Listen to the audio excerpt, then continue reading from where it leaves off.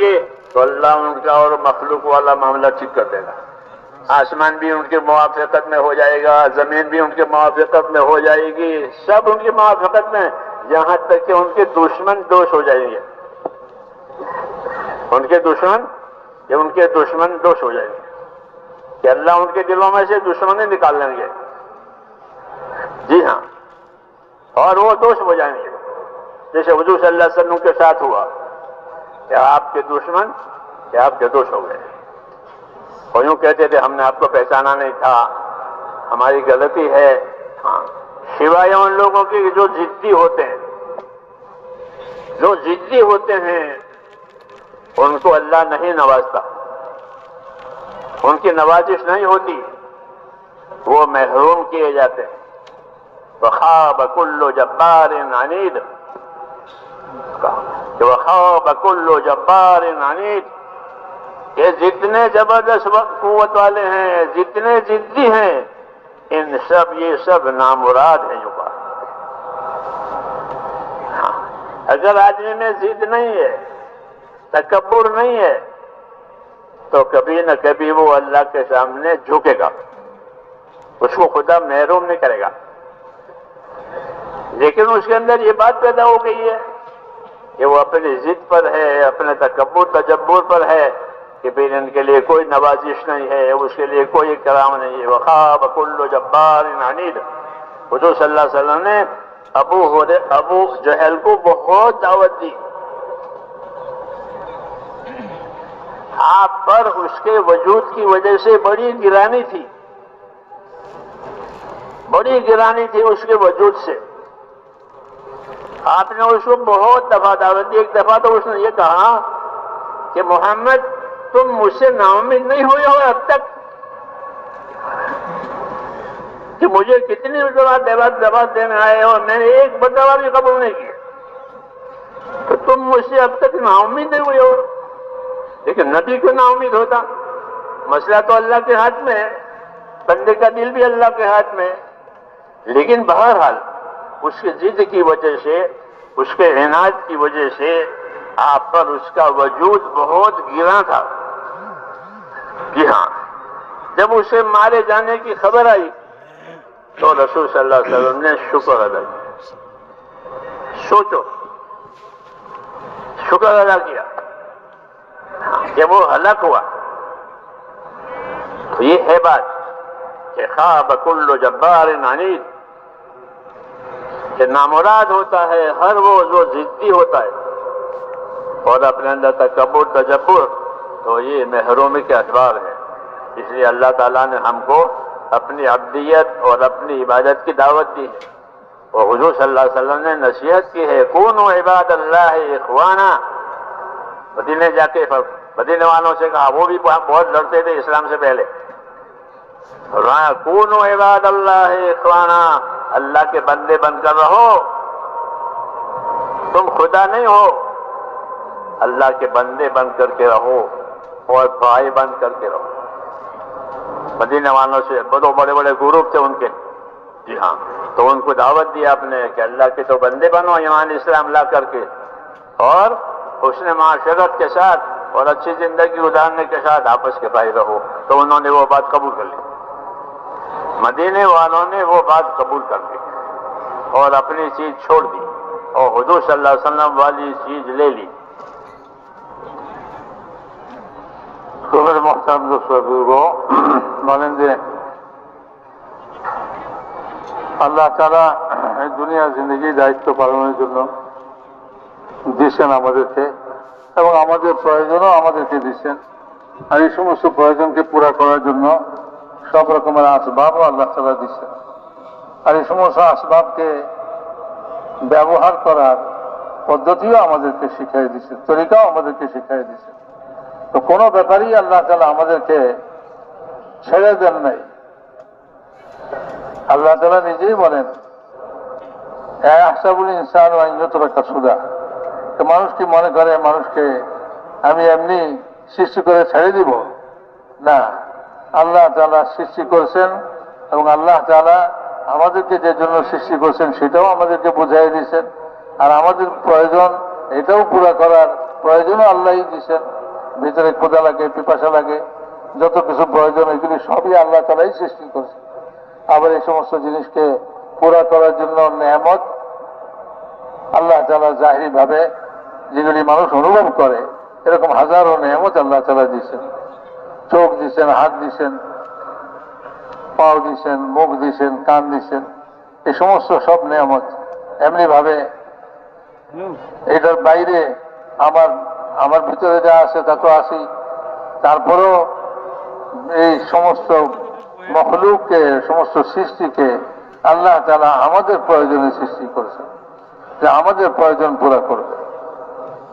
এখানে সমস্ত সৃষ্টিকে আল্লাহ তাআলা আমাদের প্রয়োজন মিটাইবার জন্য বাধ্য করছে। আর আমাদেরকে আল্লাহ তাআলা মুকাল্লাফ বানাইছেন। উনি দুটো শব্দ বলছেন, একটা মুসাখার করা আর একটা হলো মুকাল্লাফ বানানো। সব মখলুককে মুসাখার করছেন, আর আমাদেরকে মানুষ এবং জিন জাতিকে আল্লাহ তাআলা মুকাল্লাফ বানাইছেন। একটা কাম দিয়েছেন, কামটা সুন্দরভাবে করলে এটার উপরে আজর সওয়াব দিবেন, অথবা এই কামটাকে নষ্ট করলে তার জন্য সাদা শাস্তিও দিবেন, আজর সওয়াবও দিবেন, আবার আযাব গজবও দিবেন। যদি সে তাকে যে কাজ দেওয়া হয়েছে সেই কাজ যদি সে পুরা করে, তাহলে সে আল্লাহ তাআলাকে রাজি করবে, আল্লাহ খুশি হবে তার উপর। আর যদি সে ওই কাজটাকে নষ্ট করে, ওই কাজটাকে না করে, তাহলে আল্লাহ তাআলা তার প্রতি অসন্তুষ্ট হবে। আর বাকি যত মখলুক বানাইছেন, এই সমস্ত মখলুক আল্লাহ তাআলা আমাদেরই কাজের জন্য আল্লাহ তাআলা সৃষ্টি করছেন। ইন্না দুনিয়া খুলিকাত লাকুম, আল্লাহ রাসূল বলছেন, দেখো এই সারা দুনিয়া তোমাদের জন্য সৃষ্টি করা হয়েছে। আর আমাদেরকে, মানুষ এবং জিনকে আল্লাহ তাআলা তার ইবাদতের জন্য সৃষ্টি করছে। মানুষ আল্লাহ তাআলার বন্দেগী করবে, ইবাদত করবে। ইবাদতের মানে হলো যা তাকে হুকুম দিছে সেটাকে সে পুরা করবে, আল্লাহ তাআলার বান্দা হিসেবে চলবে। তো মেরে মুহতারাম দোস্তা বুজুর্গ, আমাদের প্রয়োজনের ব্যাপারে আমরা যতখানি ফিকির করি, আল্লাহ তাআলা তার চেয়ে বেশি যে সারা দুনিয়াকে আমাদের জন্য মুসাখার করে দিয়েছেন, বাধ্য করে দিয়েছেন। সূর্যকে আমাদের জন্য বাধ্য করে দিয়েছেন, সূর্য আলো দিতেই আছে।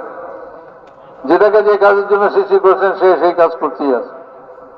আবার এটাও বলছেন আল্লাহ তাআলা যে প্রত্যেকটা জিনিস, প্রত্যেকটা মখলুক তারা আল্লাহ তাআলার তসবিহ পাঠ করে, তারা আল্লাহ তাআলার তসবিহ পাঠ করে। কিন্তু এই তসবিহ পাঠ করার মধ্যেও তাকে সে বাধ্য, এরকম না যে সে করলে করতে পারে, না করলে না করতে পারে।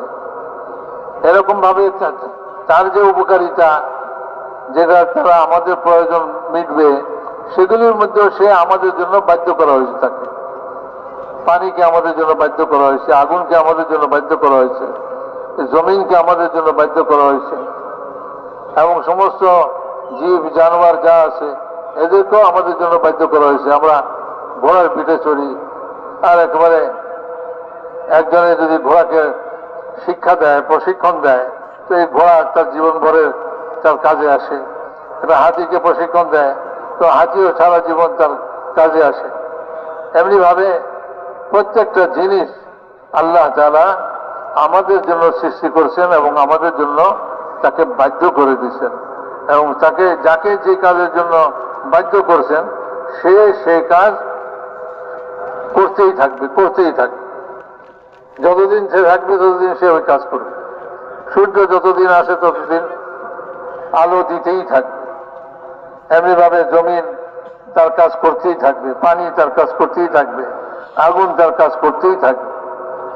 এই সব জিনিসকে আল্লাহ তাআলা আমাদের প্রয়োজনে আমাদের জন্য বাধ্য করে দিয়েছে। এরা অবাধ্য হবার কোনো শক্তিই রাখে না। আর আমাদেরকে বানাইছেন আল্লাহ তাআলা মুকাল্লাফ, অর্থাৎ আল্লাহ তাআলার হুকুম আমাদের উপরে আসছে, আল্লাহ তাআলার দেওয়া জিম্মাদারি আমাদের উপরে আসছে, দায়িত্ব আমাদের উপরে আসছে। আমরা যদি এই দায়িত্বকে পালন করি তাহলে আমাদেরকে আল্লাহ তাআলা এর বিনিময়ে সওয়াব দিবেন, পুরস্কার দিবেন। আর যদি আমরা এটাকে পালন না করি তো আল্লাহ তাআলা এটার জন্য আমাদেরকে শাস্তি দিবেন, সাজা দিবেন। তো দায়িত্ব পালন করলে আল্লাহ তাআলা রাজি হবেন, আর দায়িত্ব পালন না করলে আল্লাহ তাআলা নারাজ হবেন, অসন্তুষ্ট হবেন। তো মেরে মহতারাম দোস্ত আর বুজুর্গ, বলেন যে প্রত্যেক মানুষকে এবং জিন জাতিকে আল্লাহ তাআলা একটা মাকসাদ এবং একটা উদ্দেশ্যে সৃষ্টি করছেন। এইটাই হলো জিন এবং মানুষকে মুকাল্লাফ বানানোর অর্থ, যে এর জন্য এটাকে এই কামটা করলে যে কাজের জন্য বানাইছেন তো আল্লাহ তাআলা পুরস্কার দিবেন, জান্নাত বানাইছেন, জাহান্নাম বানাইছেন। যারা পালন করবে তাদের জন্য জান্নাত, যারা পালন করবে না তাদের জন্য জাহান্নাম। দুনিয়াতেও আল্লাহ তাআলা সব আসবাবকে তার জন্য বাধ্য করছেন ঠিকই, কিন্তু সে যখন তার দায়িত্বে অবহেলা করে, তাকে যে কাজ দিয়েছেন সেটা কি? ইবাদত। আল্লাহ তাআলার বান্দিগি করো, এইটাই আল্লাহ তাআলা জিম্মাদারি দিয়েছেন আমাদের জীবনে। আমাদের প্রত্যেকটা কাজ আল্লাহ তাআলার বান্দিগি হিসাবে হবে। আমি আল্লাহর বান্দা, আল্লাহ তাআলা আমাকে যা হুকুম করেন তা আমি পালন করি। তো সমস্ত জিন এবং মানুষকে আল্লাহ তাআলা ইবাদতের জন্য সৃষ্টি করছেন, এবং এই সমস্ত মখলুককে যেগুলি আমরা দেখি অথবা অনুভব করি, এই সবগুলাকে আল্লাহ তাআলা আমাদের খেদমতের জন্য, আমাদের কাজের জন্য, আমাদের প্রয়োজন মেটাইবার জন্য আল্লাহ তাআলা এগুলিকে সৃষ্টি করছেন। এখন মেরে মহতারাম দোস্ত আর বুজুর্গ, যখন কেউ তার নিজের কাজটাকে সে উত্তম রূপে পালন করে, তার দায়িত্বকে সে পালন করে, তো আল্লাহ তাআলা তাকে দুনিয়াতেও সাহায্য করবেন, যাতে সে আল্লাহর সাহায্যে সে আরো অগ্রসর হতে পারে এবং এই বন্দিগির কাজের মধ্যে সে আগে বাড়তে পারে। আল্লাহ তাআলা সাহায্য পাবে, আল্লাহ তাআলা তাকে সাহায্য করবেন। যে পরিমাণে জিম্মাদারি নেয়, দায়িত্ব কাজে নেয়, সেই পরিমাণে আল্লাহ পাকের পক্ষ থেকে সাহায্য হবে। এ কথা রাসূল পাক সাল্লাল্লাহু আলাইহি ওয়াসাল্লাম বলে গেছেন, আল মাউনাতু আলা কদরিল মাউনাত। জিম্মাদারি অনুসারে, দায়িত্ব অনুসারে আল্লাহ তাআলা সাহায্য হবে। তো যে যত এই দায়িত্ব পালনে সচেষ্ট হবে এবং সে তার এই দায়িত্ব পালনে আগে বাড়বে, ততই আল্লাহ তাআলার সাহায্য তার জন্য হবে, আল্লাহ তাআলার সাহায্য সে পাবে, আর আল্লাহর সাহায্যে সে তার দায়িত্ব পালনে আরো অগ্রসর হবে। আর যদি সে এই দায়িত্ব পালন না করে, বন্দিগি না করে আল্লাহ তাআলার, বরং সে বেপরোয়া জিন্দগি যাপন করে, অথবা সে এটাকে জানেই না, বুঝেই না, অস্বীকার করে, তো মেরে মহতারাম দোস্ত, এরকম লোকেদের জন্য আল্লাহ তাআলা আখিরাতের সাজা শাস্তি ঠিক করে রাখছে। আখিরাতের সাজা শাস্তি হবে, এটা অনিবার্য। আর দুনিয়াতেও আল্লাহ তাআলা তাকে শাস্তি দিবেন। কিভাবে? বলে যে এই সব মখলুক যেগুলি তাকে তার খেদমতের জন্য সৃষ্টি করছেন, এই সব কিছু থাকা সত্ত্বেও, এই সব কিছু তার কাছে তার হাসিল হওয়া সত্ত্বেও আল্লাহ তাআলা তার অবস্থাকে বদলে দিবে, তার অবস্থা বিগড়াই দিবে, নষ্ট করে দিবে। যেমন কারুন, সব মাল দৌলত তার কাছে আছে, জীবনে আরাম পাওয়ার জন্য, সুখ করার জন্য যত মালের প্রয়োজন তার কাছে বেশি আছে তার কাছে। কিন্তু যখন সে আল্লাহ তাআলার হুকুমকে নষ্ট করলো এবং সে আল্লাহ তাআলার বন্দেগী করা থেকে বের হয়ে গেল, আল্লাহ তার এই মালের মধ্যেই তার জন্য শাস্তির ব্যবস্থা করল। এই মালের মধ্যেই তার জন্য শাস্তির ব্যবস্থা। জমিনকে হুকুম দিলেন, তাকে জমিন গিলে নিল, তার অবস্থা বদলে খারাপ করে দিলেন, নষ্ট করে দিলেন। ফেরাউন এত বড় রাজত্ব ছিল, কিন্তু এসব রাজত্ব থাকা সত্ত্বেও যখন সে আল্লাহর দেওয়া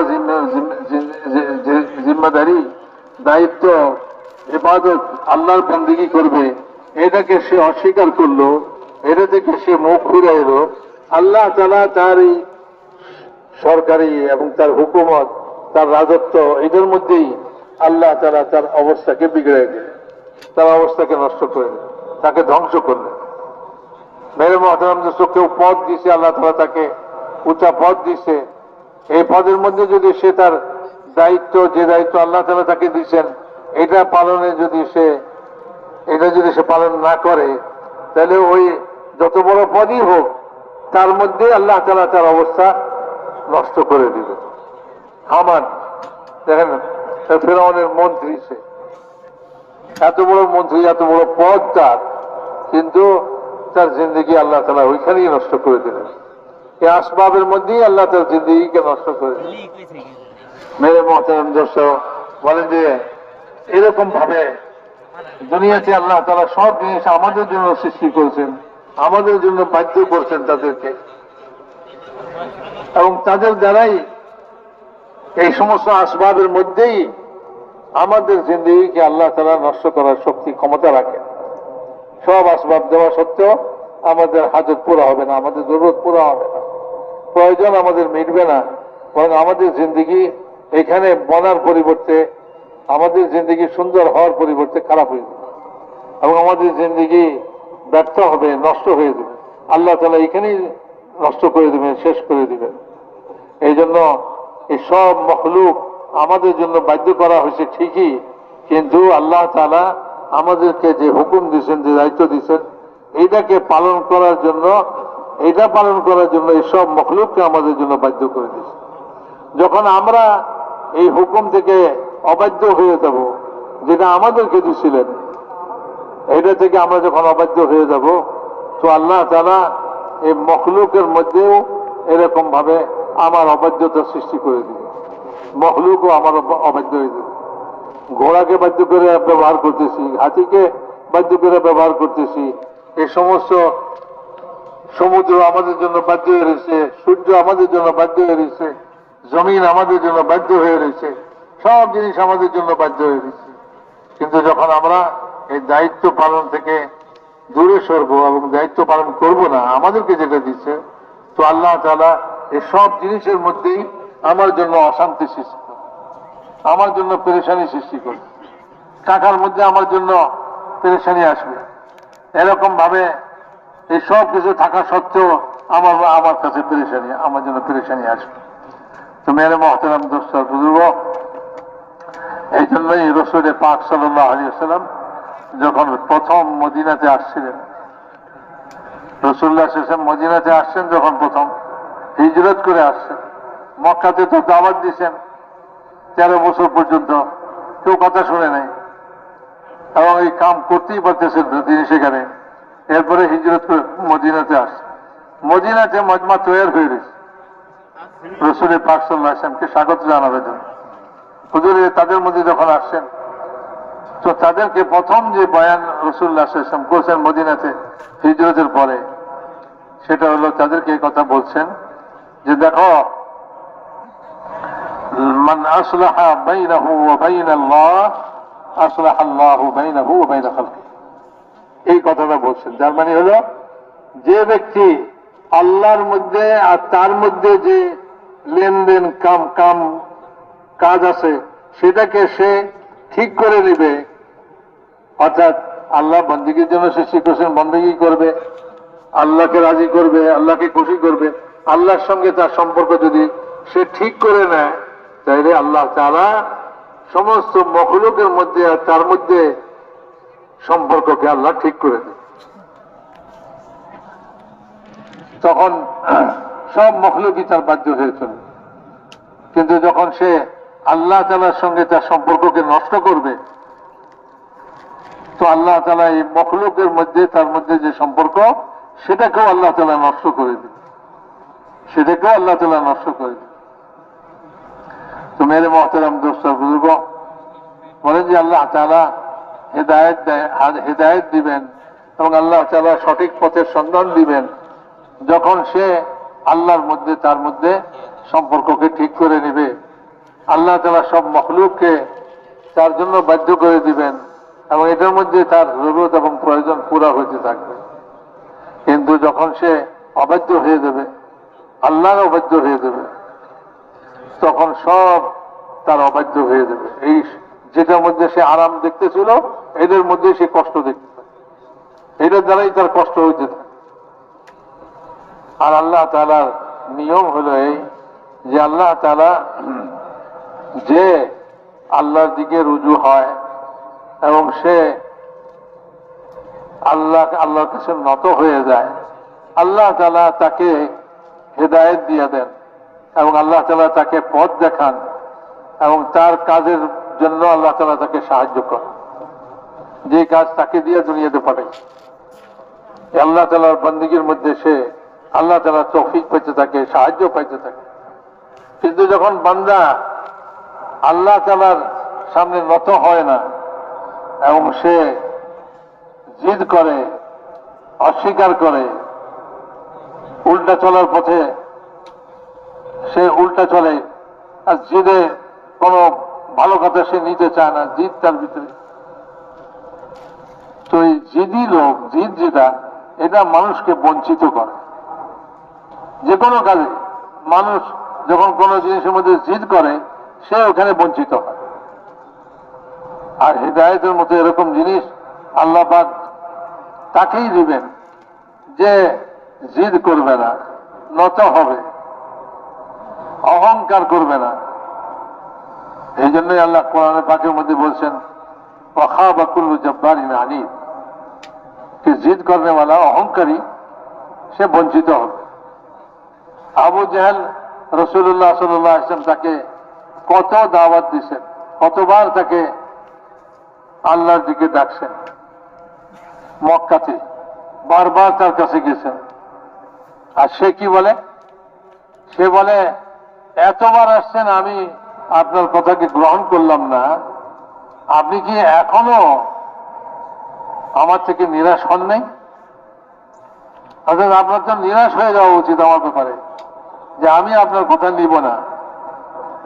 তো রাসূল পাক সাল্লাল্লাহু আলাইহি ওয়াসাল্লাম আবু জেহেলের এই ধরনের আচরণে রাসূলুল্লাহ সাল্লাল্লাহু আলাইহি ওয়াসাল্লামের দিলের ভিতরে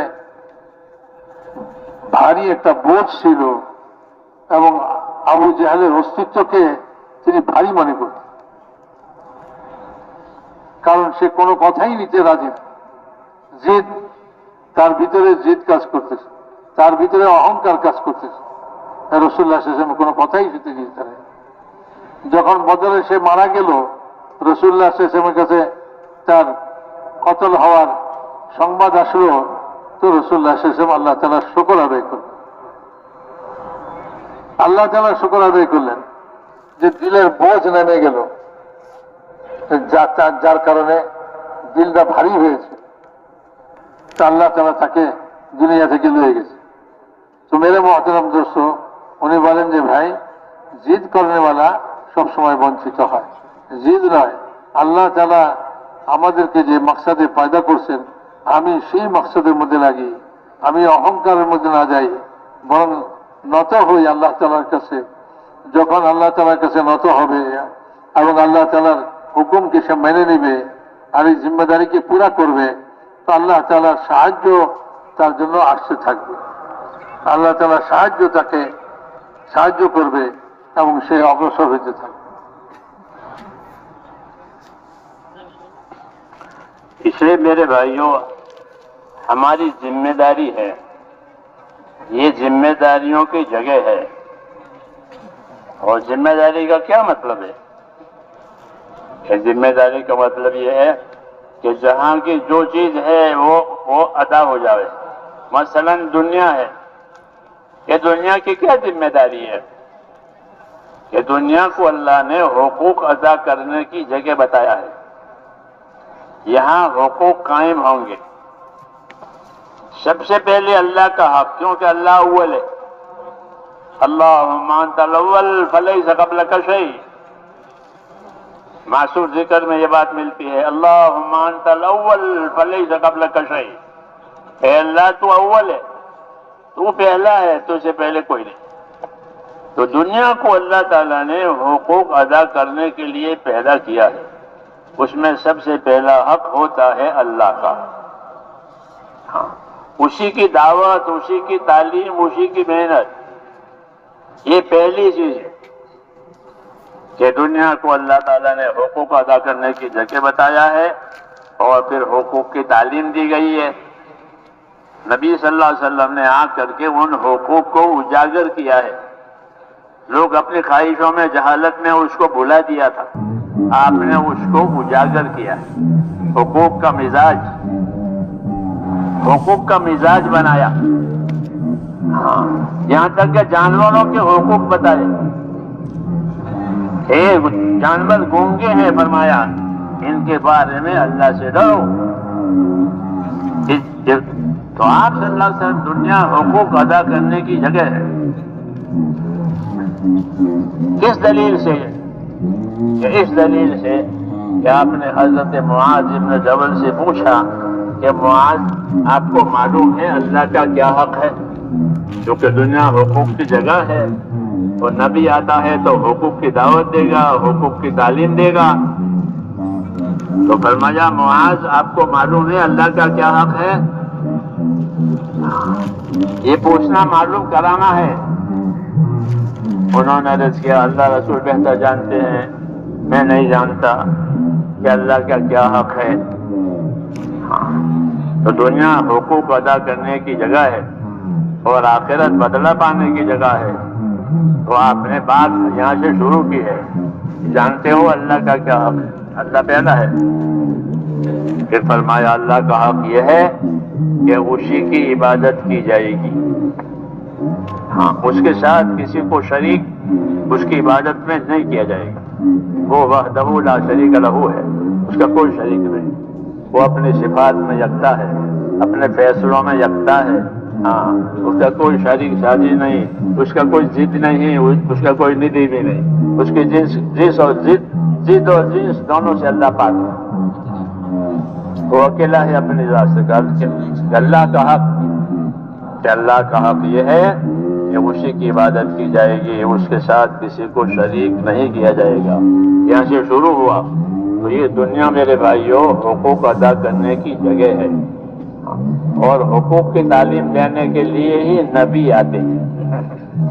اگر حقوق ادا نہ ہو تو یہ دنیا فساد کا اڈا ہو جائے گی. اور حقوق چلیں گے، حقوق ادا ہوں گے تو یہاں سلامتی آئے گی. یہاں سلامتی آئے گی حقوق کی ادائیگی کی وجہ سے.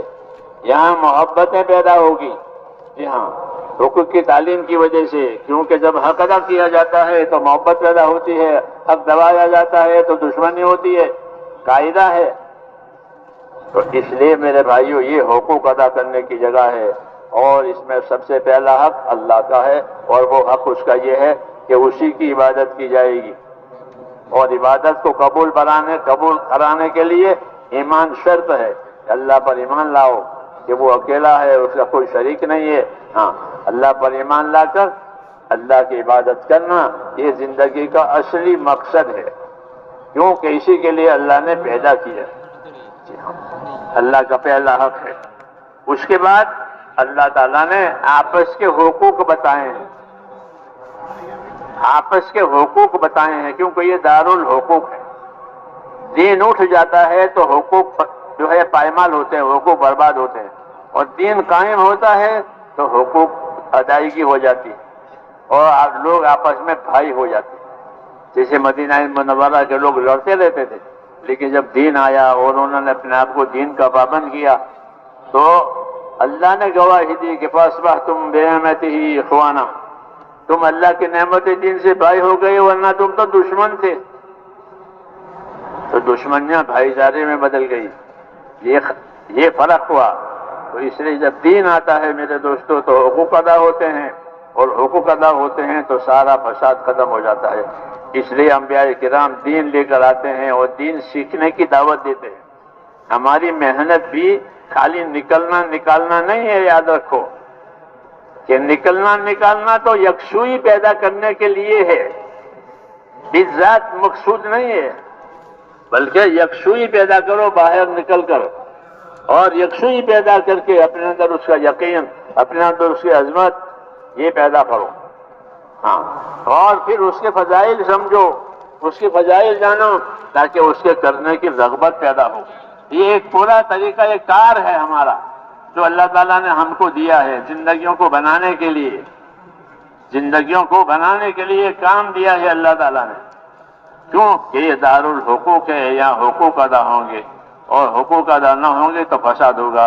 اس میں پہلا حق اللہ کا، پھر جتنے تعلقات ہیں اتنے حقوق ہیں، جتنے تعلقات ہیں اتنے حقوق ہیں۔ نبی سے ایک تعلق ہے تو نبی کا حق ہے، قرآن سے ایک تعلق ہے تو اس کا ایک حق ہے، تو جتنے تعلقات اتنے حقوق۔ اس لیے اللہ تعالیٰ نے دو بڑی چیزیں اسلام میں دی ہے، ایک ایمان دیا ہے، ایک علم دیا ہے۔ ایمان دیا ہے اللہ سے تعلق پیدا کرنے کے لیے، اور علم دیا ہے دوسروں کے تعلق کو سمجھنے کے لیے۔ ایمان اور علم یہ دونوں چیزیں اسلام میں بڑی ہے۔ امام غزالی فرماتے ہیں دو بڑی چیزیں ہمارے دین میں ہیں، ایک ایمان بڑی چیز ہے، اللہ کا تعلق، اس سے بڑا شرف اور اس سے بڑا کوئی بڑی عزت نہیں ہے، اللہ سے تعلق ہے۔ ہاں، اور پھر اس تعلق کو سنوارنے کے لیے اللہ نے علم نازل کیا ہے۔ ہر نبی پر کتابیں آئی، نبیوں پر کتابیں آئی ہیں، نبیوں پر صحیفے آئے ہیں، وہ علم اترا ہے، کیونکہ علم سے زندگیاں حقوق سے واقف ہو جاتی ہیں۔ علم نہیں ہوتا ہے، جہالت ہوتی ہے تو حقوق کی پائمالی ہوتی ہے۔ اس لیے ہمارا اللہ کے راستے میں نکلنا اور اللہ کے راستے میں نکلنے کے لیے نہیں ہے، بلکہ اپنی جہالت میں سے نکالنا۔ حیات الصحابہ میں ہے کہ اپنی خواہشوں میں سے نکلنا، کیونکہ ہم آج ماحول خواہشوں کا ہے۔ خروج عن الشہوات، اپنی خواہشوں میں سے نکلو۔ جیسے روزہ دار خواہش میں سے نکل جاتا ہے روزے کی نیت کر کے، تو پورا وقت اس کا عبادت میں گزرتا ہے، سونا سب کام، کیوں روزہ ہے تو وہ خواہش میں سے نکل گیا ہے۔ وہی مطلوب ہے روزہ دار کی طرح سے کہ روزہ دار اپنے خواہش میں سے نکل گیا۔ حیات الصحابہ میں ہے، کیوں کہ تو محنت کا مقصد ہے کہ اپنی خواہشات والی زندگیوں میں سے ہٹ کر کے اطاعت والی زندگی پر اپنے آپ کو لانا۔ یہ اصل کام ہے کہ زندگیوں کو اللہ کی اطاعت پر لاؤ۔ وما ارسلنا من رسول الا لیطاع باذن اللہ، یہ اللہ کہہ رہے ہیں کہ وما ارسلنا من رسول الا لیطاع باذن اللہ، ہم نے جب کبھی کوئی رسول زمین پر بھیجا ہے تو اس کے بھیجنے کا کوئی مقصد نہیں اس کے سوا کہ وہ اللہ کے کہنے سے اور اللہ کے فرمانے سے اللہ کے بندوں میں اللہ کی اطاعت قائم کرے۔ تو اصل زندگی جو ہے میرے بھائیوں وہ اطاعت کی زندگی ہے۔ اطاعت نہیں ہے تو معصیت اور گناہ ہے۔ تو زمین میں گناہ کرنے کی کوئی جگہ ہی نہیں ہے، زمین میں گناہ کرنے کی کوئی جگہ بنی ہوئی نہیں ہے۔ لقمان حکیم اپنے بیٹے سے کہتے تھے بیٹا گناہ کرنے کے لیے تلاش کرنا جگہ، ظاہر بات ہے کہ کوئی جگہ ہے ہی نہیں، مطلب ہے کہ گناہ چھوڑ دینا۔ تو زمین پوری عبادت کے لیے بنی۔ ان ارضی واسعۃ فإیایا فاعبدون، میری زمین بہت کشادہ ہے مگر اس پر میری عبادت کرنا۔ تو اصل زندگی ایمان اور عبادت کی ہے، یہ زندگیوں میں ایمان آوے، اللہ کی اطاعت آوے، یہ اصل ہے۔ جب اطاعت آوے گی تو اطاعت کے اثرات پیدا ہوں گے۔ کہ اطاعت کے کیا اثرات ہیں؟ کہ اطاعت کے اثرات رحمت ہے۔ جب اطاعت ہوگی تو رحمت آئے گی۔ اطیعوا اللہ واطیعوا الرسول لعلکم ترحمون، اطاعت کرو اللہ کی، اطاعت کرو رسول کی، چھوڑو اپنی باتیں تو تاکہ تم پر رحم ہو جائے۔ تو رحم لانے کے لیے اطاعت ہی کا راستہ ہے، اور اپنے آپ کو سنبھالنے کے لیے بھی اطاعت کا راستہ ہے۔ عمومی رحمتیں عمومی اطاعتوں سے آئے گی، اپنے آپ کو سنبھالنے کے لیے بھی، کہ اپنے آپ کو سنبھالنے کے لیے اطاعت ہے۔ فَإِن تُطِيعُوهُ تَهْتَدُوا، اگر نبی کی اطاعت پر آؤ گے تو نبی والی ہدایت پاؤ گے۔ یہ بشارتیں دی ہیں۔ اس لیے میرے بھائیوں کام کا اصلی مقصد یہی ہے کہ ہماری زندگیاں جان مال کا استعمال وہ اللہ کی اطاعت پر آوے، رسول کے طریقے پر آوے، اللہ کے بندوں کی خیر خواہی پر آوے، کیونکہ نبیوں کا یہی طریقہ رہا ہے کہ وہ اللہ کے حکم کو دیکھتے تھے، اپنے طریقے کو جاری کرتے تھے، और अल्लाह के बंदों के साथ खैर खाही करते थे। वो साफ कहते थे मैं तुम्हारा खैर खा हूं, मैं तुम्हारा नासे हूं, मैं तुम्हारा खैर खा हूं। यही असली जिंदगी है। उस जिंदगी को बनाने के लिए अल्लाह ताला ने आप सल्लल्लाहु अलैहि वसल्लम को आखिर में भेजा है, ताकि हर तबके की जिंदगी में ये रंग आवे। मेरे मोहतरम दोस्त बुजुर्गों, বলেন যে দুনিয়াটা হলো আল্লাহ তাআলার দেওয়া সেই জিম্মেদারিকে পুরা করা, দায়িত্বকে পুরা করা। আল্লাহ তাআলার বন্দেগী, এটা আল্লাহ তাআলার দেওয়া জিম্মেদারি। এই দুনিয়াকে সৃষ্টি করেছেন এই দায়িত্ব পালনের জন্য।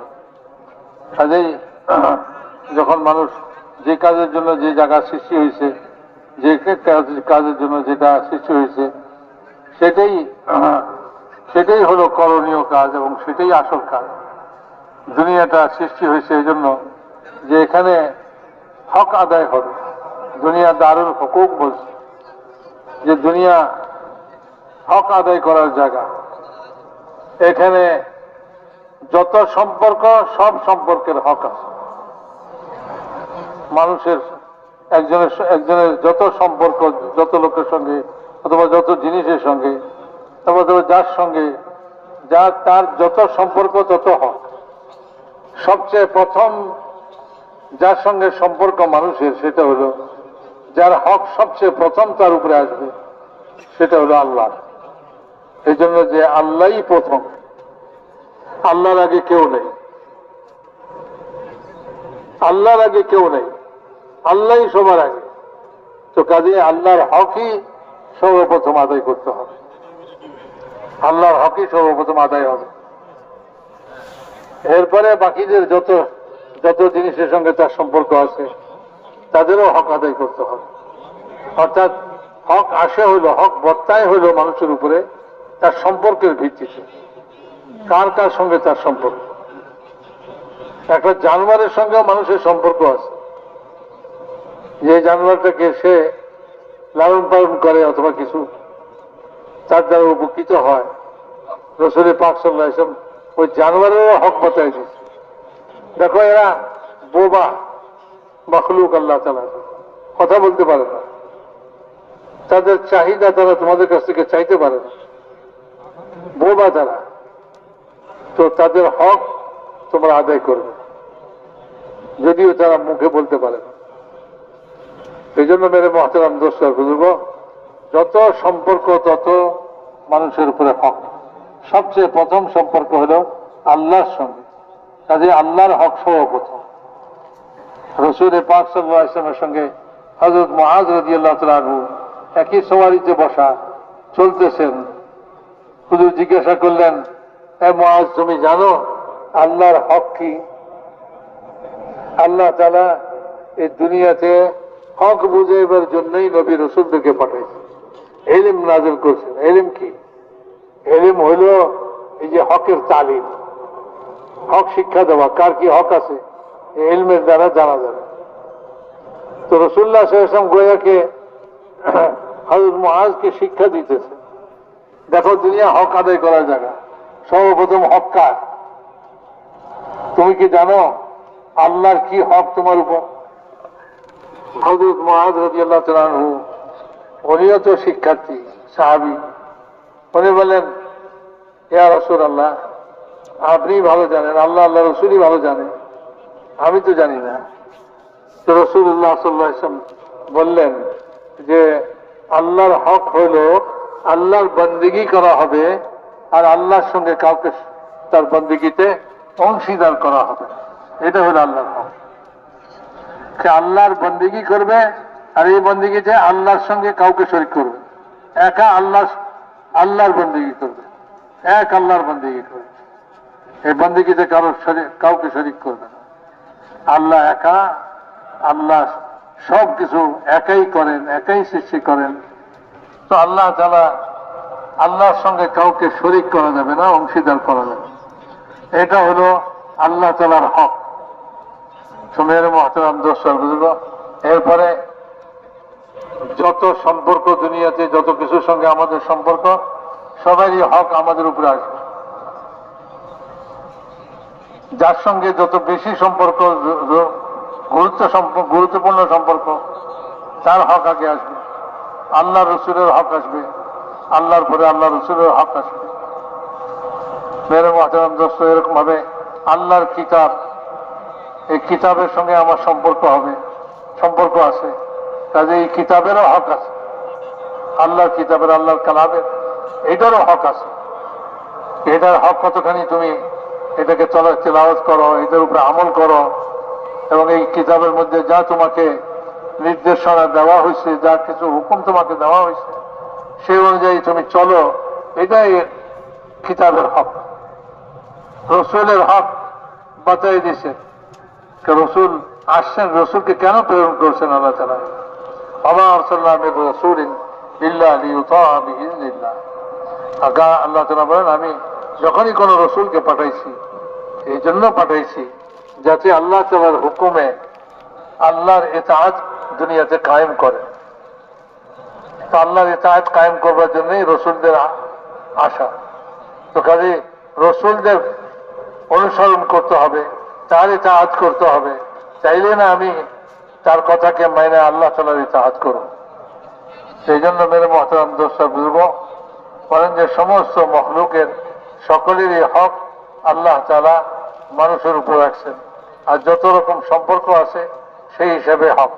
আল্লাহ আসমান থেকে ঈমান নাযিল করছেন। মানুষ যখন ঈমান আনে তো তার জন্য কর্তব্য হয়ে যায় যে সে আল্লাহ তাআলার বন্দেগী করে। ইমাম গাযালী রাহমাতুল্লাহ আলাইহি বলছেন, ঈমান আর ইলম দুই জিনিস আসমান থেকে আসছে, আর এই ঈমানের দ্বারা আল্লাহর সঙ্গে সম্পর্ক কায়েম হবে, আর ইলমের দ্বারা আল্লাহ তাআলার হুকুম জানা যাবে, হুকুক জানা যাবে, হক জানা যাবে। দুনিয়াটা হক আদায় করার জায়গা। এখানে যদি হক আদায় হয় তাহলে দুনিয়াটা শান্তির জায়গা হবে, আর যদি এখানে হক নষ্ট করা হয় তো দুনিয়াটা অশান্তির জায়গা হবে। চিন্তা করে দেখেন, মা বাপ, ভাই বোন, আত্মীয় স্বজন, পাড়া প্রতিবেশী, তাদের যত হক আছে, এই সমস্ত হক যদি আমি আদায় না করি, পুরা না করি, তাদের হক আমি তাদেরকে না দিই, তো কি হবে? আপোষে ঝগড়াই হবে, মারামারি হবে, কাটাকাটি হবে, অশান্তি হবে দুনিয়া। এবং সারা দুনিয়া ব্যাপী মানুষ হিসাবে মানুষের সঙ্গে সম্পর্ক আছে, সবাই আল্লাহ তাআলার বান্দা।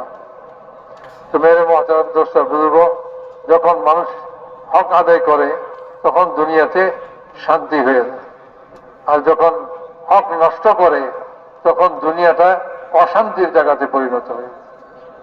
যে কোনো জিনিসের হক নষ্ট করবেন সেটা দ্বারা অশান্তির সৃষ্টি হবে। এই জন্যই এই তবলিগের কাম, বলেন যে ভাই এটা কি শিখবার জন্য যে আমি আল্লাহ তাআলার কি হক আছে এটা কি শিখি, আল্লাহর সঙ্গে আমার সম্পর্ক কায়েম করি। এই যে আল্লাহ রাস্তা বাইর হওয়া, 4 মাসের জন্য বাইর হন, চিল্লার জন্য বাইর হন, এটা কিন্তু আসল উদ্দেশ্য না। এই বাইর হওয়ার উদ্দেশ্য হলো যে আমি একাগ্র হই, একদিক হই, এক মন হই। কারণ আমি যখন সংসারে থাকি তখন সেখানে বিভিন্ন জিনিসের কারণে আমার মন একদিকে যায় না, চারিদিকে সব জিনিসের সঙ্গে মন আমার বিক্ষিপ্ত থাকে। তো একাগ্র, এক মন হওয়া, এটার জন্যই আল্লাহর রাস্তায় বাইর হওয়া, 4 মাসের জন্য বাইর হওয়া। আর এই জিনিসটাকে শিখবার জন্যই যে আল্লাহ তাআলা আসমান থেকে ইলম নাযিল করছেন, আল্লাহ তাআলা হক বাতাই দিয়েছেন, তার কি হক আছে সে হকের তালিম হবে, এবং সে হকের তালিম, ওটার মধ্যে বসবো আর এই হককে জানবো, তারপরে এই হককে আদায় করব, তো দুনিয়াটা শান্তির জায়গা হয়ে যাবে। আর যখন আমরা এগুলি জানবোই না, যেমন জানি না, এখন জানি না, খায়েশাতের পিছনে ছুটতেছে, নিজের খায়েশের পিছনে ছুটতেছে, আমাদের কোনো খবরই নাই যে কার কি হক আছে। তো স্বাভাবিকভাবে আমি আমার খায়েশ পুরা করতে যাই কত জনের, কত মখলুকের হক নষ্ট করতেছি, তো অশান্তি সৃষ্টি হইতেছে। এটারে কোনো রকমেই শান্ত করা যাচ্ছে না, কারণ শান্ত করার যে তরিকা, যে পদ্ধতি, সে পদ্ধতি তো আমরা অবলম্বন করি নাই। শান্তির পদ্ধতি ছিল যে সবাই হক সম্পর্কে অবগত হয়, প্রত্যেকের হক, আমার উপরে কার কার হক আছে, কি হক আছে সেটাকে আমি জানি, আর তারপরে আমি সে হককে আদায় করি। আল্লাহর হককে আমি আদায় করি তো আল্লাহ তাআলাও শান্তি দিবে। এই জন্য বলেন যে ইতাআত, আল্লাহ তাআলার ইতাআত করবে, আল্লাহ রসুলের ইতাআত করবে। যখন ইতাআত করবে তো আল্লাহ তাআলা রহমত নাযিল করবে। আর আল্লাহর হকই হইল আল্লাহ তাআলার ইতাআত করো, আল্লাহকে মানো। ইতাআত মানে হলো আল্লাহকে মেনে চলো, আল্লাহর রসুলকে মেনে চলো। এটা আল্লাহ এবং আল্লাহ রসুলের হক। এখন যদি কেউ আল্লাহ এবং আল্লাহ রসুলের হককে নষ্ট করে তো কি হবে? পেরেশানি হবে, অশান্তি হবে। আর যদি আল্লাহ এবং আল্লাহ রসুলের হককে মানুষ আদায় করে তো আল্লাহ তাআলা রহমত নাযিল করবে। এই রহমতে সারা দুনিয়া শান্ত হয়ে যাবে। तो असल दीन जो है मेरे भाइयों वो इताअत है। असल दीन कि वो जिंदगी में इताअत आ जाए।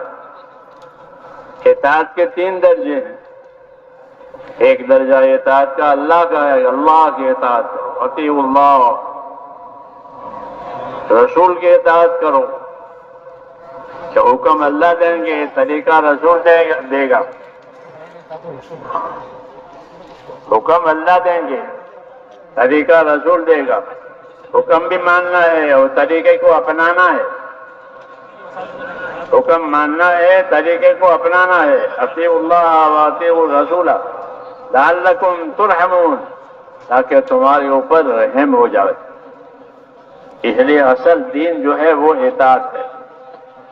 और इताअत का मतलब नहीं कि कुछ दिन कर लिया फिर छोड़ दिया, बल्कि ये मेहनत इसलिए है कि इताअत का मिजाज बने। जैसे हम जानवरों को पालते हैं तो वो जानवरों का मिजाज बन गया है। वो जंगली है जानवर, तो वहशी है, लेकिन उसकी वहशत खत्म हो गई है, उसका जंगली पना खत्म हो गया है। वो मालूफ हो गया, मानूस हो गया। क्योंकि हम तो देहात में रहते हैं, हमारे जानवर होते हैं। मैं भैंस को पानी पिलाने जाता था, छोटा था, तालाब में, बस्ती से बाहर। वो तालाब में चली जाती थी, फिर निकलती नहीं थी, तो मैं चला आता था। फिर वो खुद ही अंदर रहकर जितना उसको रहना है, खुद ही अकेली वो घर आ जाती थी हमारी भैंस। उसको मेरा घर मालूम है,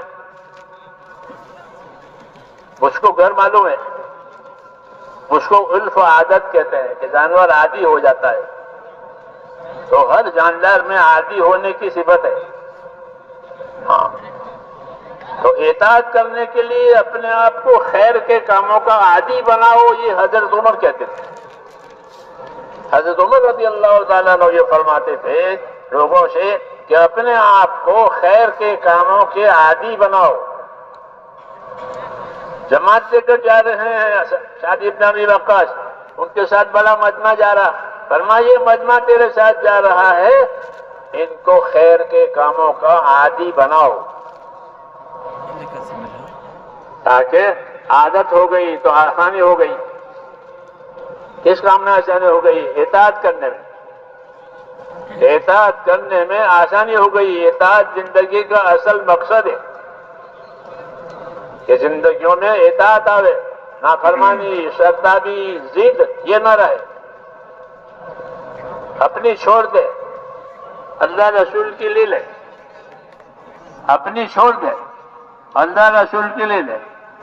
उसी के लिए घरों में से निकालते हैं, अपनी छोड़ने के लिए। वरना घरों में से निकलना कोई मकसूद नहीं है।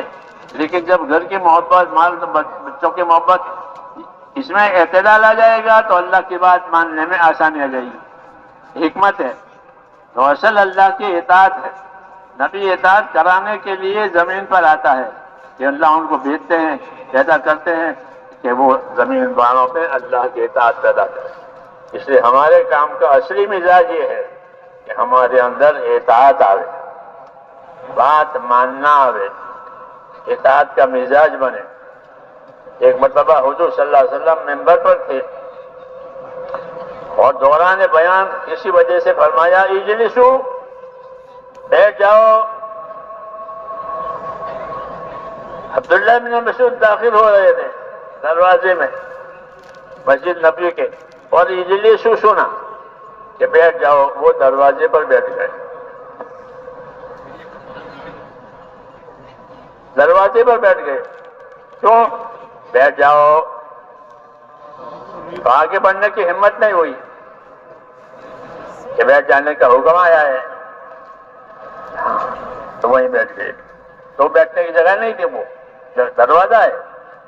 حضور نے خود آگے بولا عبداللہ آگے آ جاؤ، ورنہ ان کی ہمت نہیں ہوئی کہ حکم کے بعد آگے بڑھے۔ عبداللہ ابن رواحہ قریب کے محلے میں تھے ایک موقع پر، اور ایسے ممبر سے آپ نے فرمایا کہ بیٹھ جائیے۔ تو اس وقت مسجد نبی کی دیواریں چھوٹی چھوٹی تھیں، آواز باہر جاتی تھی۔ انہوں نے اپنے محلے میں سنا کہ حضور بیٹھنے کو فرمایا، وہ وہیں بیٹھ گئے، وہیں بیٹھ گئے۔ حالانکہ ان سے نہیں کہا گیا تھا، مجمع سے کہا تھا کہ اجلسو، پیغمبر کی بات ہے، تو وہ وہیں بیٹھ گئے۔ لوگوں نے آ کر عرض کیا عبداللہ نے وہاں محلے میں بیٹھ گئے بنو غنم میں، کہ کیوں؟ کہ آپ کے فرمانے کی وجہ سے کہ اجلسو، بیٹھ جاؤ۔ اللہ تعالیٰ تو حضور صلی اللہ علیہ وسلم نے ان کو دعائیں دی، آپ نے ان کو دعائیں دی کہ ان کو اللہ رسول کے حکم کا اتنا اہتمام ہے کہ جہاں تھے وہیں بیٹھ گئے۔ تو اصل زندگی اسلام میں وہ اطاعت ہے۔ شیطان مردود ہوا ہے اطاعت نہ کرنے کی وجہ سے، اور جتنے بھی لوگ ہیں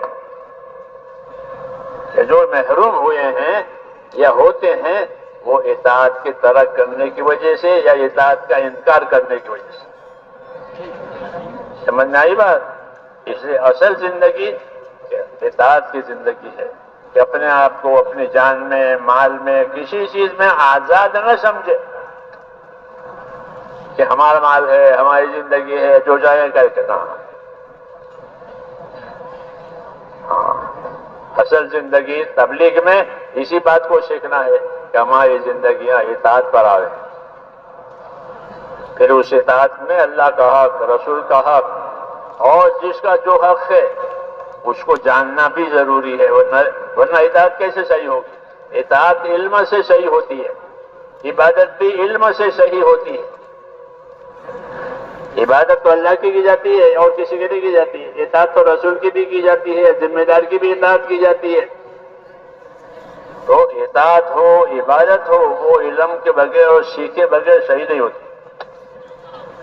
اسے اللہ تعالیٰ نے علم اتارا ہے، سیکھنے سکھانے کا حکم دیا ہے، تاکہ کوئی چیز رسم رواج نہ بن جاوے۔ اگر یہ سیکھنے سکھانا نہ رہا اور ہر چیز کو اپنے حساب سے کرنا نہ رہا تو یہ رسم ہے۔ اسے دین کو رسم نہیں بنانا ہے، بلکہ دین کو طریقہ بنانا ہے۔ دین کو اللہ نے طریقہ بنا کر دیا ہے، شریعت یعنی چلنے کا طریقہ۔ تبلیغ کا مقصد چلے 4 مہینے نہیں ہے، وہ تو مشق کے لیے ہے، مزاج بنانے کے لیے ہے۔ تبلیغ کا اصل مقصد زندگی سنتوں پر آوے، زندگی شریعت پر آوے۔ کہ زندگی سنتوں پر آوے، زندگی شریعت پر آوے۔ شریعت کیا کہتی ہے؟ علماء سے پوچھو، علماء نبی کے نائب ہوتے ہیں، نبی بھی رہبری کرتا ہے اور یہ بھی رہبری کریں گے، علماء حق۔ اس لیے ہماری زندگی ایمان اور علم والی بنے تو وہ اطاعت ہے، اسی کی یہ مشق ہے۔ اس لیے اس کو رسم نہیں بنانا ہے، بلکہ زندگیوں میں ایمان آوے، یقین آوے، اور اس کا اثر خدا کا خوف ہے کہ ایمان یقین دلوں میں آیا کہ خدا کا خوف آیا۔ حضور فرماتے تھے کہ میں تم میں سب سے زیادہ اللہ سے ڈرنے والا ہوں، اور میں تم میں سب سے زیادہ اس کی ناراضگی سے بچنے والا ہوں۔ یہ فرمایا انی لاخشاکم واتقاکم، تعریف نہیں کی ہے، تعارف کرا کر دعوت دی ہے کہ جو بھی زندگی گزارے اللہ سے ڈر کر زندگی گزارے،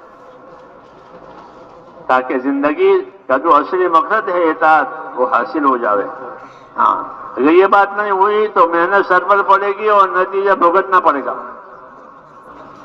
اس لیے اپنی زندگیوں کو میرے بھائیوں اطاعت پر لانا ہے، اور اطاعت سے اللہ کے حقوق، رسول کے حقوق، کتاب کے حقوق اور جن جن کے حقوق ہیں ان کو جاننا ہے۔ اس کو علم و ذکر کہتے ہیں، اس کو علم و ذکر کہتے ہیں۔ وہ علم و ذکر کا نمبر اس لیے رکھا ہے، ہاں، لوگ اس کا کوئی استعمال نہیں کرتے، حالانکہ یہ چلتا پھرتا تعلیم اور چلتا پھرتا مدرسہ ہے، علم و ذکر۔ جی ہاں، علم و ذکر کہ علم و ذکر کے بغیر زندگی صحیح نہیں ہوتی۔ علم و ذکر کے بغیر زندگی جیسے ریل پٹڑی پر ہی چلے گی، بغیر پٹڑی کے ریل کیسے چلے گی؟ تو زندگی علم و ذکر پر چلے گی، یعنی اللہ کا حکم اور حکم پر چلنے کے عمل کے طریقے۔ یہ دعوت کا مقصد ہے کہ زندگی علم و ذکر پر آوے۔ ہاں، تو وہ چلت پھرت اس کی استعداد پیدا کرنے کے لیے ہے کہ چلت پھرت سے استعداد پیدا ہوگی علم و ذکر کی۔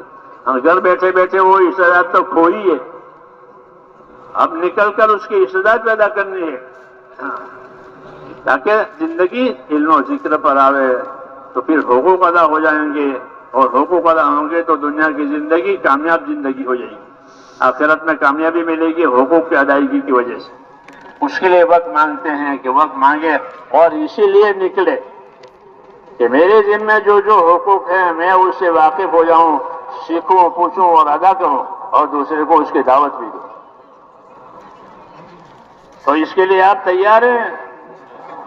ہاں، اس کو استقامت بھی کہتے ہیں، اس کو نصرت بھی کہتے ہیں۔ ہمارے ذمہ دونوں ہیں، بہت کم لوگ جانتے ہیں اس کو۔ مسلمان پر استقامت بھی ہے اور مسلمان کے ذمہ نصرت بھی ہے۔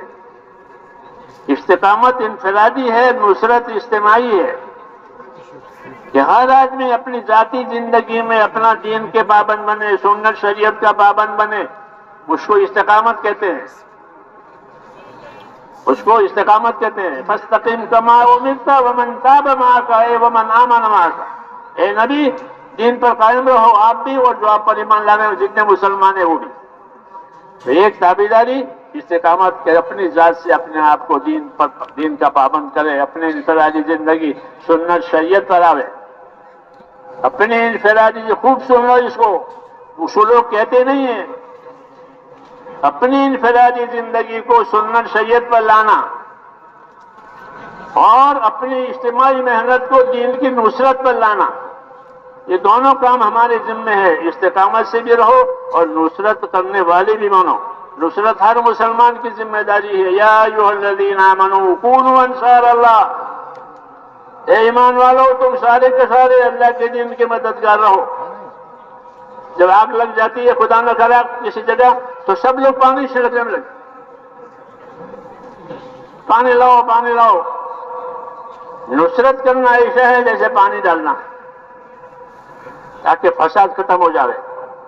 تو ایک مرتبہ پانی ڈالا جاتا ہے فساد ختم کرنے کے لیے جبکہ آگ لگی ہو، اور ایک مرتبہ پانی ڈالا ہے زمین کو آباد کرنے کے لیے تاکہ پیداوار ہو جائے۔ تو پانی دونوں جگہ استعمال ہوتا ہے، فساد کو بھی دور کرتا ہے اور ذریعہ معاش روزی کہ وہ بھی آتی ہے۔ حضور صلی اللہ علیہ وسلم نے اپنی بعثت کو پانی سے تشبیہ دی ہے کہ پانی دونوں کام کرے گا، آگ لگی ہے تو آگ بجھائے گا اور زمین پر ڈالو گے تو پیداوار آئے گی۔ جی ہاں، اس لیے دین کے بغیر گزارا نہیں ہے۔ دین ہے تو سب کچھ ہے، دین نہیں ہے تو کچھ نہیں۔ اس لیے دین کی دعوت ہے، دین کی محنت ہے، دین کی تعلیم و تعلم ہے۔ اس کے لیے آپ حضرات بھی نیت کریں، سب نیت کریں کہ انشاءاللہ دین پر قائم بھی رہنا ہے اور دین کا مددگار بھی بننا ہے۔ ہمارے محترم دوستوں بزرگوں، دین کی اور دین হলো اطاعت، اطاعت মানে হলো আল্লাহ এবং আল্লাহ রসুলকে মানা, এটাই দিনের অর্থ। আমার মধ্যে দিন আছে মানে আমি আল্লাহকে মানি, আল্লাহ রসুলকে মেনে চলি। আমার জিন্দগি সব কিছুই আল্লাহ তাআলার হুকুম মতো হবে, নবীর তরিকা মতো হবে। আল্লাহ হুকুম দেন, নবী তরিকা দেন। ভাই খামোশ থাকেন, ভাই খামোশ থাকেন, এদিকে মোতওয়াজ্জে থাকেন। তো আল্লাহ তাআলার পক্ষ থেকে হুকুম আসে, আর নবী ওই হুকুমকে পুরা করার তরিকা বাতায়। এই জন্য মেরে মহতারাম দোস্তরা বুঝবো, উনি বলেন যে এই যে আল্লাহ রাস্তা বের হওয়া 4 মাসের জন্য, জিল্লার জন্য, এটা আসলে এই তাহাতের অভ্যস্ত হওয়ার জন্য, আমাদের জিন্দগির সব ক্ষেত্রে আমরা যাতে আল্লাহ তাআলাকে মেনে চলতে পারি, রাসূলুল্লাহ সাল্লাল্লাহু আলাইহি ওয়াসাল্লামের তরিকার পাবন্দ হয়ে চলতে পারি, এটা নিজের ভিতরে আনবার জন্য, নিজের মেজাজ বানাইবার জন্য, নিজের আদত অভ্যাস বানাইবার জন্য, নিজেকে এটার অভ্যস্ত বানাইবার জন্য। যেমন জানোয়ার আছে না, জানোয়ার এগুলি তো আসলে জঙ্গলি স্বভাবের হয়, এগুলিকে মানুষ পোষ মানায়। যখন সে পোষ মানে তখন তার জন্য আসান হয়ে যায়, আর মালিকের জন্য আসান হয়ে যায়। উনি বলেন যে আমি তো গ্রামের লোক, গ্রামে আমাদের ছোটবেলায় আমরা মহিষকে পানি খাওয়াইতে নিতাম, পানির কাছে নিতাম। তো ওখানে গেলে সে তো নেমে যেত পানির মধ্যে, আর আমরা চলে আসতাম বাড়িতে। তারপরে সে যতক্ষণ পর্যন্ত পানিতে থাকতো, তারপরে সে উঠা নিজে নিজেই বাড়িতে চলে আসতো, যেহেতু পোষ মেনে গেছে। সেরকম ভাবে মেরে মহতারাম দোস্ত, মিজাজ বানাইবার জন্য, নিজের স্বভাব, নিজের অভ্যাস বানাইবার জন্য এই আল্লাহ রাস্তায় 4 মাসের জন্য বাইর হওয়া। আর ওমর রাদিয়াল্লাহু আনহু বলতেন যে মানুষকে, সাথীদেরকে, লোকদেরকে ভালো কাজের অভ্যস্ত বানাও। সাদ ইবনে আবি ওয়াক্কাস রাদিয়াল্লাহু আনহুকে জমাতে পাঠাইতেছেন, তো বলতেছেন দেখো তোমার সাথীদের উপরে এরকম মেহনত করবা যাতে তারা ভালো কাজের, নেক কাজের অভ্যস্ত হয়ে যায়, অভ্যাস হয়ে যায়। তো মানুষের যখন অভ্যস্ত হয়ে যায়, অভ্যাস হয়ে যায়, তো মানুষের জন্য সব কাজ আসান এবং সহজ হয়ে যায়। এই জন্য ভাই আসল দিন হলো ইতাআত। ইতাআত মানে আল্লাহকে মানে, রসুলকে মানা, আল্লাহর হুকুম মানবো, হুজুর আকরাম সাল্লাল্লাহু আলাইহি ওয়াসাল্লাম রসুলের তরিকা মতো চল, সেই হুকুমকে পুরা করো। তো আল্লাহ তাআলা হুকুম দেন আর রসুল তরিকা বাতায়, কি তরিকায় আল্লাহর এই হুকুমকে পুরা করা হবে, এটাকেই ইতাআত বলে। আর ইতাআত বহুত বড় জিনিস। বা আমাদের মধ্যে যদি ইতাআতের স্বভাব পয়দা হয়ে যায়, আমরা অভ্যস্ত হয়ে যাই ইতাআতে। তো ইতাআত কিরকম, সাহাবা রাদিয়াল্লাহু তাআলা আজমাইন কিরকম ইতাআত করতেন, বলেন যে রাসূল পাক সাল্লাল্লাহু আলাইহি ওয়াসাল্লাম মিম্বরে দাঁড়ায়া বলছেন বসো, তো হযরত আব্দুল্লাহ ইবনে মাসউদ রাদিয়াল্লাহু তাআলা আনহু উনি দরজার কাছে পৌঁছছিলেন, দরজার উপরে, ওইখানেই বসে গেছেন। যেহেতু কানেই আওয়াজ আসছে আল্লাহ রসুলের বসো, তো এখন আর এক কদমও আগে যাওয়ার সুযোগ নাই, এইখানে বসে গেছে দরজার উপরে। অথচ এখানে বসার জায়গা নয়, ভিতরে জায়গা আছে, 2 কদম অগ্রসর হয়ে বসতে পারছে, কিন্তু না, আল্লাহ রসুলের যখন হুকুম আসছে বসো, এই আওয়াজ কানে পৌঁছছে, বাস হয়ে গেছে। হযরত আব্দুল্লাহ ইবনে রাওয়াহা রাদিয়াল্লাহু আনহু একবার বলে যে উনি পাশের মহল্লায় রাসূলুল্লাহ সাল্লাল্লাহু আলাইহি ওয়াসাল্লাম মসজিদে সাহাবাদেরকে বলতেছেন বসে যাও, তো এই আওয়াজ ওনার কানে পৌঁছছে, উনি পাশের মহল্লার মধ্যে, আর সেখানে উনি বসে গেছেন। লোকেরা এসে জানালেন ইয়া রাসূলুল্লাহ, আব্দুল্লাহ ইবনে রাওয়াহা তো বনু গানম মহল্লা, বলে সেই মহল্লার মধ্যে আপনার আওয়াজ শোনা ওখানেই বসে গেছে। রাসূলুল্লাহ সাল্লাল্লাহু আলাইহি ওয়াসাল্লাম তাকে অনেক দোয়া দিয়েছেন। এই ছিল ইতাআত, ইতাআতের নমুনা সাহাবাদের। যখনই আল্লাহ রসুলের কোনো কথা কানে পড়ছে সঙ্গে সঙ্গে সেটাকে পালন করতেছে। সেই জন্য মেরে মহতারাম দোস্ত, যে ইতাআতই হলো দ্বীন, এটাকেই শিখবার জন্য আল্লাহর রাস্তায় বের হওয়া, 4 মাসের জন্য আল্লাহর রাস্তায় বের হওয়া। কারণ নিজের বাড়ি ঘরে আমরা সাধারণত, আমরা তো আল্লাহ হুকুকই জানি না, হকই জানি না, কার কি হক আছে কিছুই জানি না। আর এই বয়স হয়ে গেছে, এখন যদি আমি আমার এই সংসার থেকে, আমার এই কাগজ থেকে একটু আলাদা হয়ে একাগ্র না হই আর এক মন না হই, তো আমি শিখতেও পারবো না। এই জন্য আল্লাহ রাস্তা বের হয় এগুলিই শিক্ষা করা, আল্লাহর কি হক আছে, রসুলের কি হক আছে। এই জন্য এলমের তবলিগের মধ্যে একটা নম্বর আছে না, এলম ও জিকির, বলে এলম ও জিকিরই হলো এটা, যে রেলের দুইটা লাইন থাকে, চাক্কা যতক্ষণ ওই দুই লাইনের উপরে থাকবে ততক্ষণ রেল চলবে, আর যদি লাইন চ্যুত হয়ে যায় চাক্কা, তাহলে রেল চলবে না। তো ঠিক এরকম ভাবে এলম ও জিকিরের উপরে যতক্ষণ থাকবে ততক্ষণ পর্যন্ত সে চলতে থাকবে, অগ্রসর হইতে থাকবে, হেদায়েতের মধ্যে আগে বাড়তে থাকবে। এলমের দ্বারা হকুক জানা যাবে, কার কি হক আছে।